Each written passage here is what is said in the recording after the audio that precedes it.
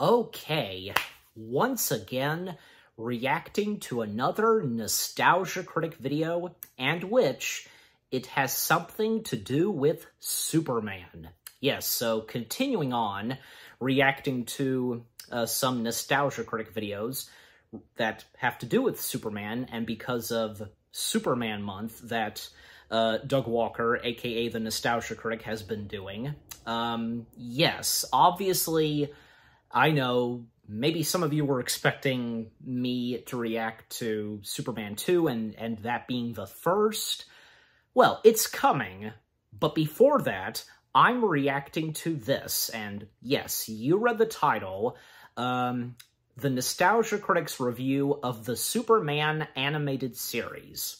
Well, why not? And since, you know, that came before his review of Superman 2. And as I've said before, you know, and if I have or if I've not said this, you know, and on the Nostalgia Critic, I like to, you know, react to Nostalgia Critic videos when they come out, you know, when they've been uploaded and such, you know, react to those first and then, like, the newer uploads sometimes, you know.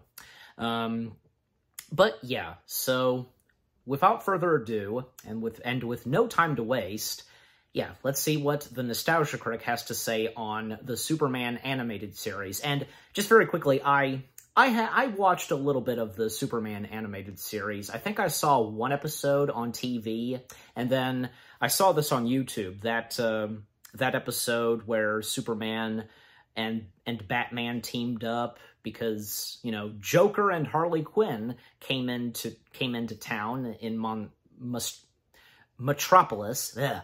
I almost said Monstropolis. Well, the fact they kind of share the same name, so... Well, not to mention, there's that classic movie called Metropolis. So, yeah, so Joker and Harley Quinn, and, you know, they team up with Lex Luthor. If you guys know about that episode, and supposedly Joker getting killed, but he's the Joker, so, you know, he can't be defeated. Yeah, the fact, because the Superman animated series, coming off of the, you know, coming up... How do I put this? Like, coming straight from the same world of the Batman animated series, that's the best I can say. I think you know what I mean. Yeah, because, you know, after the Batman animated series, you know, them doing an animated series on Superman. So, and I think, yeah, the show did pretty good. So, anyways, also, I'm eating dinner while reacting to this. Yeah, and... One more thing, I'm pretty sure, because this would have to be that thing that Nostalgia Critic did, and maybe he'll occasionally do, I don't know, Raiders of the Ark stories, however it's called. Because I remember seeing the one where he dived into the DuckTales series, and a couple of others, so I'm pretty sure this is one of them, with the Superman animated series. Alright.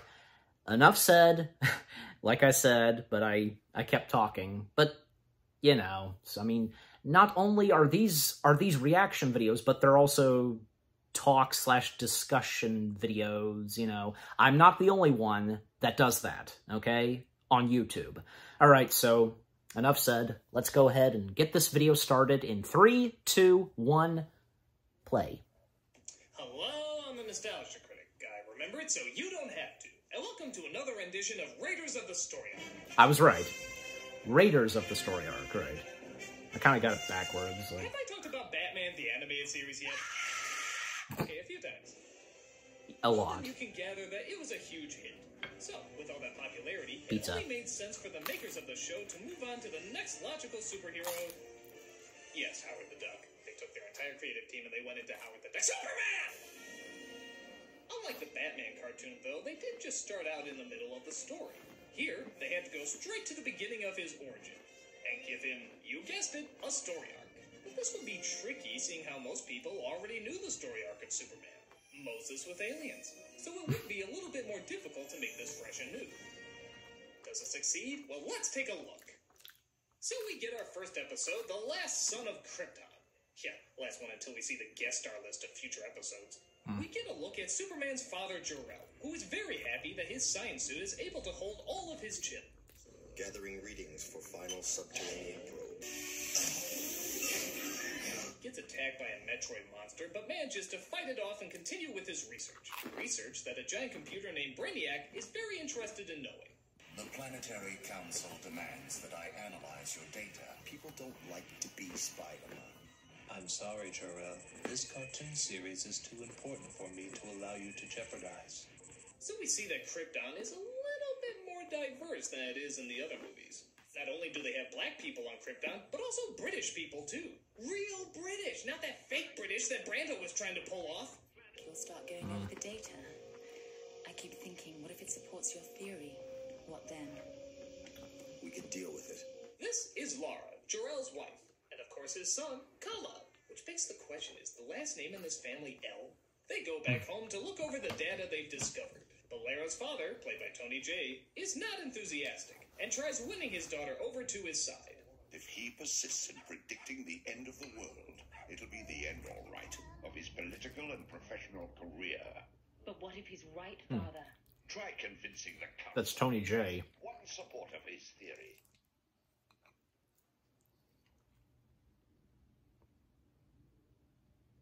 Is this because of copyright? Because I can tell by the audio. Why is that, Solvan? Because you can never be I think wrong, Jor-El. I never let my ego get in the way of the facts. Well, let me let you in. Dude, they have dogs on Krypton? How is it the evolution of this planet is almost exactly the same Crypto. as Earth's? It creates creatures that looks like flying spaghetti monster mucus, and yet it still somehow produces human beings and dogs? How does that work? I don't know. Maybe God made them. So Jor-El goes to the council and pleads. Was that Hellfire that was playing? With it getting muted? Destroy Krypton. Lunacy. That's Brainiac. Yes. Nice outfits there, guys. Today's wardrobe is brought to you by the letter M. As I stated before, That's kind of what it looks like. The shape of the M. He's wrong. He doesn't know. He was built to monitor all of Krypton and has, I might add, served us far better than upstart scientists with apocalyptic visions. Yeah, come on. Don't you know it's the job of conservative news programs to tell you it's the end of the world? Act now and we can save everyone. And how do you propose to do that? Put everyone in the Phantom Zone. The Phantom Zone? I wonder what's in there. Nighttime shop. Not that Phantom Zone, Doug. We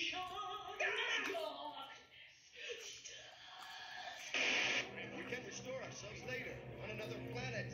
I built a ship. Listen, please. But nobody believes his story, and Jor-El is stuck trying to find answers, only to discover that Brainiac has been lying the whole time. You're transmitting your memory to a satellite. You're saving yourself. Am I not the repository of all Kryptonian knowledge? If the Council knew Krypton was doomed, they would frantically put me to work on calculating an evacuation plan. A futile gesture, given the time remaining.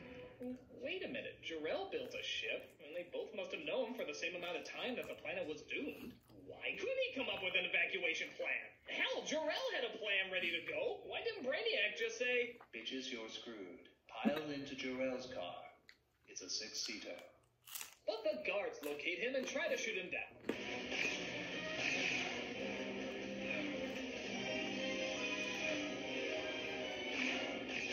I would say that this scene is ripping off Judge Dredd, but that would imply that somebody actually saw Judge Dredd.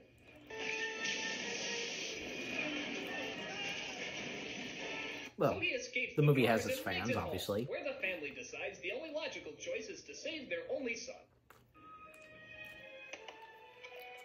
Lara, I could send you with him. There's a risk, but if I have time to recalibrate the course... No, my love. I'm staying with you. I'd much rather risk my baby boy being sent into a dangerous world with no adult than leave your side, my love. Farewell, Krypton. So Brainiac takes off, as does Kal-El, and the planet meets its timely demise.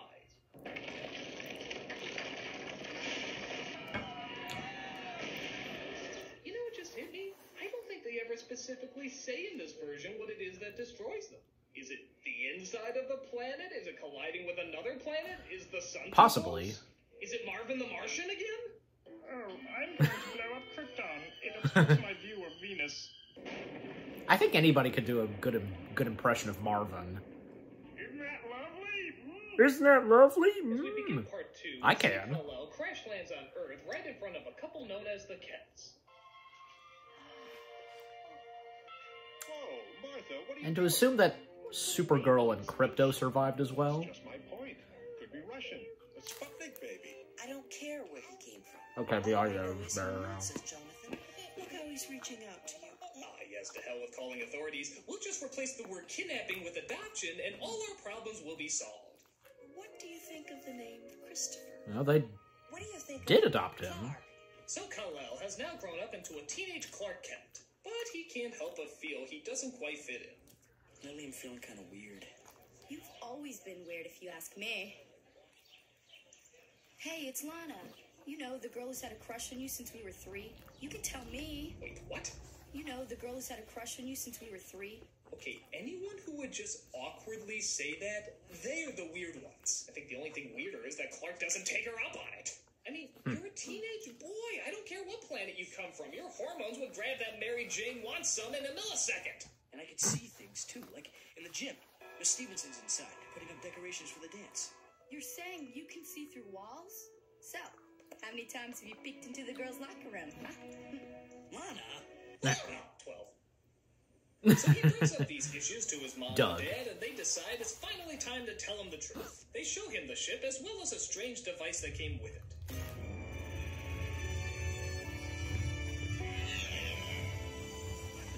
Hello, son. You've activated the message we placed in your escape rocket. We are your parents. No. No, it can't be true. You are the sole survivor of Krypton, a planet similar to Earth in many ways. This was our... What? Oh, sorry, son. Advertisements. Okay, I get it You now. may have already discovered that you are much stronger and faster than a normal human being. It will give you abilities that no other human has. You may also notice your voice getting deeper, sporadic hair growth, and people's inability to recognize you if you wear glasses. I'm not a freak. I'm not. I'm not! Clark, come back! The least you can do is not run like a complete pussy. You freak.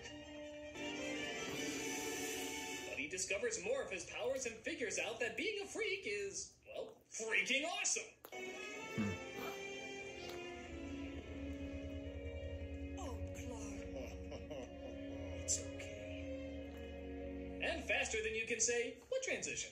He's suddenly grown up into a man and saving people in Metropolis. Just ask little Denitra Evans. I was fooling around the window when I lost my balance and fell. Suddenly, this big blue angel with red wings came down and caught me. This is where they found Denitra. And that's where she fell from. 30 floors up. Clearly, Demetra is possessed by the devil. Buy your torches and pitchforks here.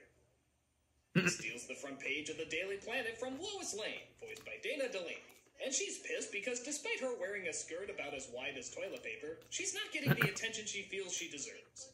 Some sprouty, new-age, granola-crunching fluff piece on angels. Good timing, Lois. I want you to be the first to know I'm hiring a new guy on the city desk. Is he cute? You tell me. Oh. Of course, if a woman says that about a coworker, it's fine. But if a man says that about a coworker, suddenly it's a sexual harassment suit. I only said it once, Amanda! So Lois is teamed up with Clark Kent, and they go to cover the latest weapon demonstration from Lex Luthor. The next word in military defense, the Lexo Scale 5000. Yes, like in most comic book universes, we're always looking to make you safer with the most psychotically designed death machines the world has ever shit their pants looking at. Lex Luthor.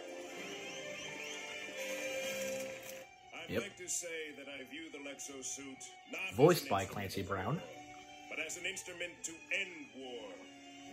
Look out! War! Oh god, no, stop. Dimension on the villain. I don't need to. Bye.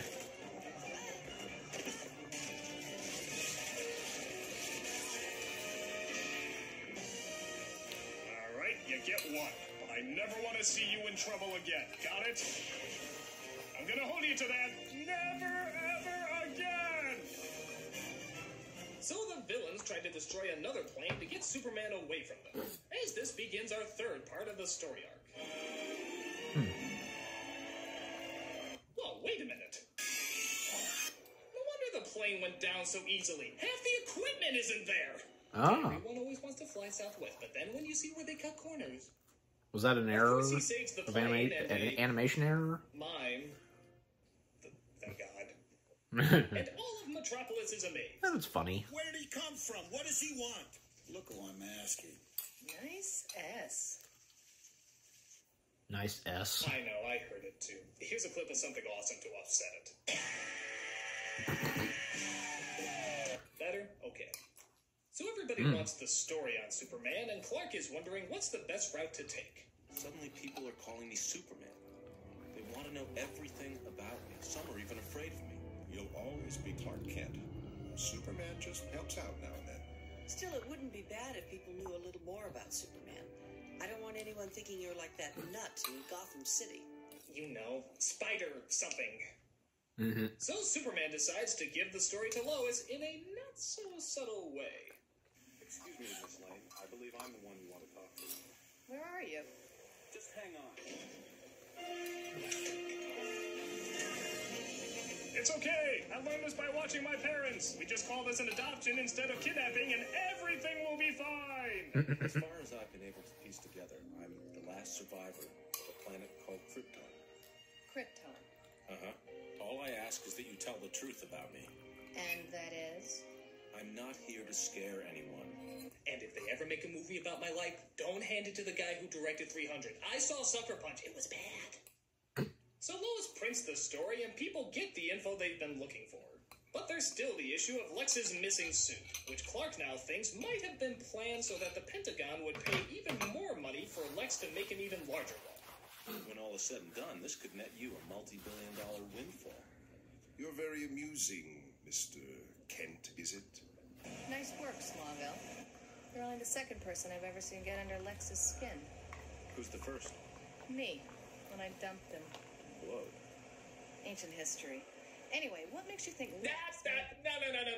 You go back to dating Lex Luthor. Tell me everything. Give me all the details. You can let me know he's bald down there, right? So Lois goes to do even more research aboard one of Luthor's ships. She gets talking with one of the heads of the ship, played by Malcolm McDowell. You must know there's a trade embargo between the U.S. and Cassia. We're part of a diplomatic Dillard. convoy trying to restore friendly relations. I'd be more than happy to answer any questions that you might have. Oh, damn it, Frank. Could you open that door any wider? I can think of some doozies. I'll bet. It's okay. We'll just say it's an adoption. So they tie her to a pole and get ready to X her off. We're clear. Loser. Bet you'll never guess what's gonna happen here. Having Malcolm McDowell, clearly because he should play, like, the top henchman of Luthor. I guess the S on his shirt stands for Speedy Gonzales. I was gonna say Speedy Gonzales. Good that because that was funny. Your bra might also be missing. Just ignore that.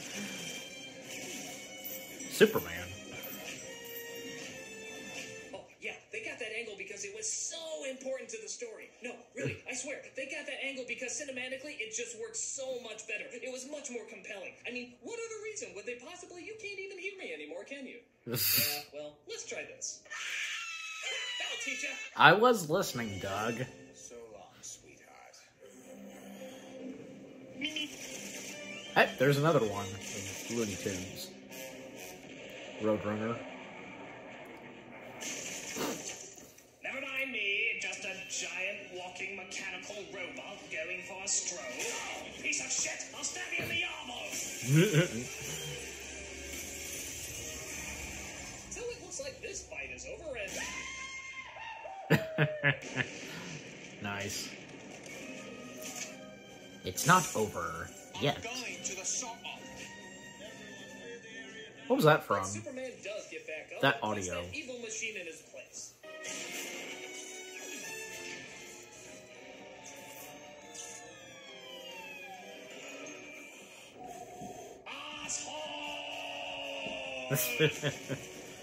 So Superman saves the day, but there's still no evidence leading directly back to Luthor.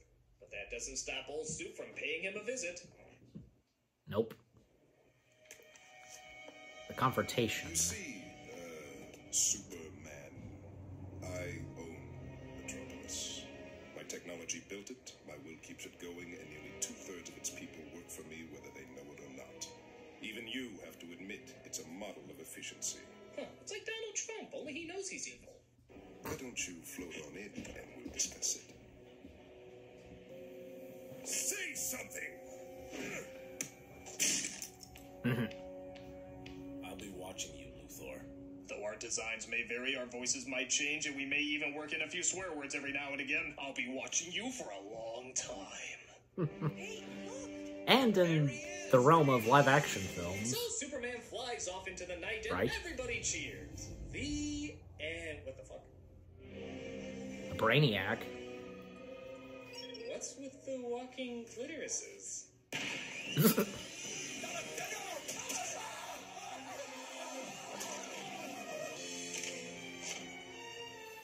Brainiac systems activated. See? What'd I tell you? Well, I'm sure he's just going to enlighten people of the Kryptonian culture in a peaceful manner. So that's the Superman animated series story arc. How does it hold up? Well, for a story that most people already know, it's a pretty good reinterpretation. It feels a little rushed at times, which is weird. You'd think being a TV show, they could have as many episodes as they wanted to explain it, but you know what? It still holds up. The best parts are in the first episode, as you really do feel the dread and despair that's sweeping over our main characters. But the other stuff is good too. Superman is good, Lois is good, Luthor is good. It's a decent beginning to a decent show. If you ever get a chance, check it out. Yeah, I agree. So, because I reviewed something positive this week, I'm sure you want me to review something negative next week. Well, okay. What's one of the movies that you guys ask me over and over to review? When do I ask you? Okay, so that came after this. So, his review of the Felix the Cat film. You know what? I kind of had that in my head too.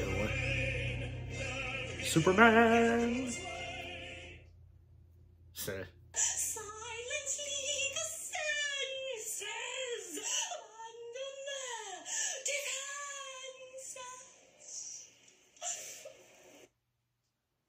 Nice S.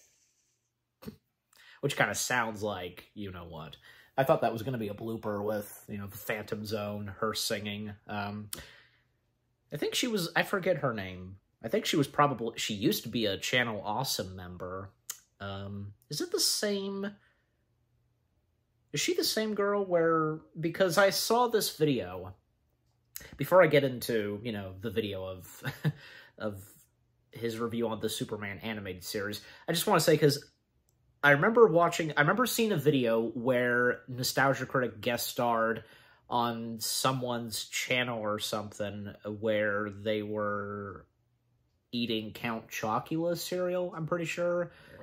I'm thinking of Fruit Brute, but no, it has to be Count Chocula. So, I do remember seeing a video where the late Justin Carmichael, aka Drew Wario, he did a video where he was trying out and reviewing one of the other monster cereals, Fruit Brute. Yeah, so I remember that too. So there's that, and the one where, excuse me, Nostalgia Critic guest starred all about Count Chocula. I am pretty sure, yeah, it's Count Chocula. So, okay, anyways, so with the Nostalgia Critic's review of the Superman animated series, part of the Raiders of the Story arc, like I said, it'd be nice, as of now, probably, he would occasionally do that.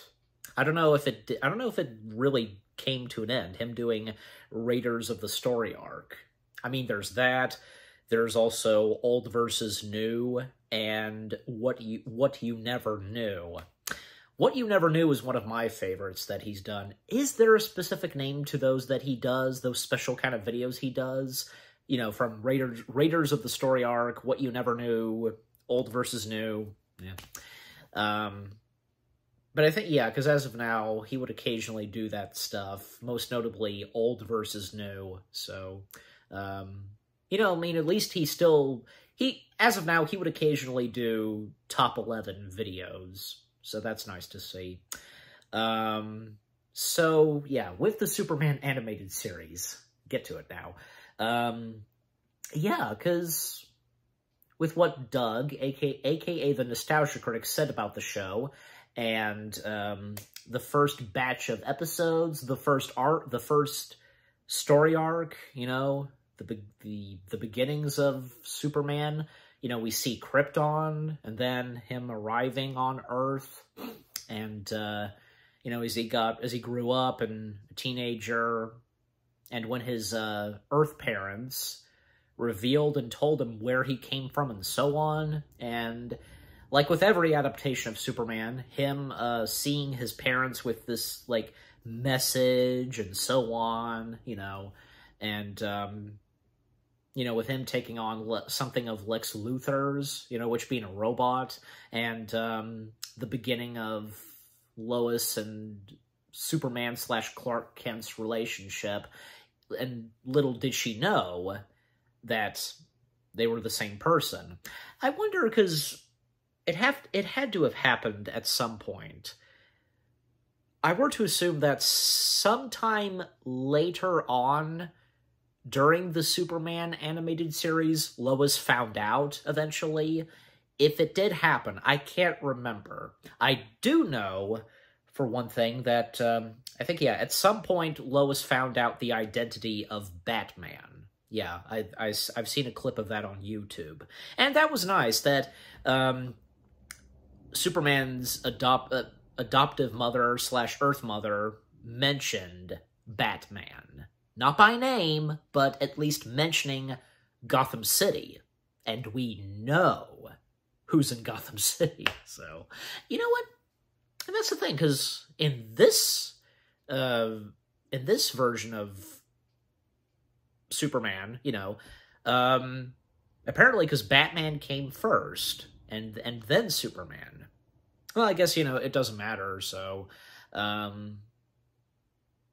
know, and I do wonder as of now, because let's say on, the well, you know, I think for anybody, that's how they would refer to it. The Zack Snyder DC universe. Like, did Batman come first or Superman? Either Batman came first or Superman came first, you know. I mean, you know, in a sense, with what happens in The Man of Steel and how, you know, we find out in Dawn of Justice, yeah, that Bruce Wayne was present. He showed up at Metropolis because, you know, a loyal, like, colleague, I want to say, an employee of his, because there was a building of Wayne's that resided in Metropolis, so, you know. So again, if either Batman or Superman came first in the Zack Snyder DC universe, you know, if it was even established, so, but yeah, and also, I wonder when, in the Superman animated series, and that also goes for the Batman animated series, when did they meet? Because, just to clarify, I mean, I haven't watched that much of both Superman and Batman, the two animated series. I haven't watched that much of those two shows. So, you know, I can look it up myself too, like when exactly they first met, and, you know, they would become good friends. I mean, heck, because, like, it's obvious that I guess they would fight each other, but it wouldn't take too long for them to, you know, really connect and, you know, be good friends. I mean, look at Dawn of Justice. Like, they started off just, you know, hating each other, mostly Bruce Wayne, even Lex Luthor. Lex Luthor just wanting both of them to fight. It was his plan. And eventually, when both of them find out, and, you know, and with Lex Luthor's plan, well, they become friends instantly. I can also think of, say, an example, nothing DC, but on the subject of Star Trek, in the Kelvin Timeline films where, you know, Spock and Kirk, they don't get along at first and such, and the thing is, they're supposed to be friends, and eventually they do get there very later on in the film, in the third act, and, you know, because when Kirk takes command of the Enterprise, and Spock, you know, he joins in with Kirk to save Pike and to take on the Romulans on the Narada. Yeah, they do become friends instantly, and even Kirk, you know, is saying, we're starting to get to know each other, just slapping him hard on the shoulder. So yeah, there you go.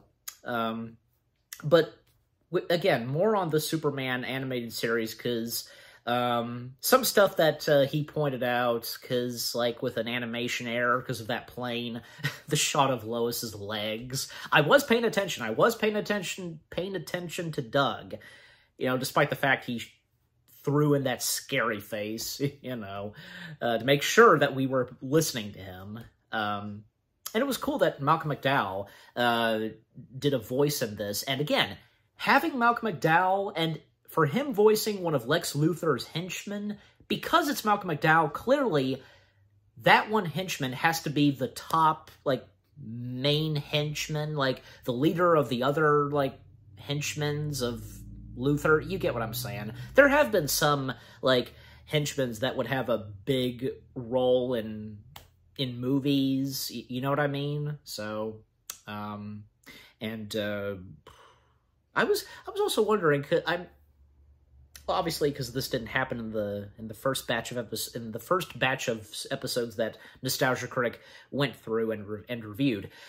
Clark's / Superman's Earth father. We know that he dies, but when in the animated series? Again, I haven't watched that much of the animated series, so I don't know. I can look that up too, and if you want to let me know on that, go ahead too, by all means. Yeah, because, and speaking more on Clark's Earth father, because, you know, some, you know, sad deaths for Superman's Earth father, like, you know, from the first Superman film in 1978, and in The Man of Steel. Well, I mean, maybe not the best, but still emotional, so there's no denying it. And, what else? Yeah, because Doug noticing, you know, the dog on Krypton. Well, clearly, that's supposed to be Krypto. And, like I said, while reacting to this, clearly, we're to assume that, you know, both Krypto and Supergirl, in this, you know, survived. Doug, he made a point because Clark is supposed to be the last surviving, you know, alien on Krypton, you know, there were others from Krypton that showed up, you know, from, say, Krypto, Supergirl, General Zod and his army, and a couple of others that Doug showed. Yeah, so... yeah, and also, like, the theme music to the Superman animated series is good, and as I said, like, when the credits were rolling and Doug was singing, you know, Superman, Superman, I thought of that too, years ago, listening to that Superman theme from the animated series, and I thought of that in my head, Superman, Superman, yeah, because it sounds right, like... It goes pretty well when you sing it like that with the theme music. And speaking of Krypto the Superdog, who does not remember the Krypto the Superdog animated series on Cartoon Network? That was one of my jams.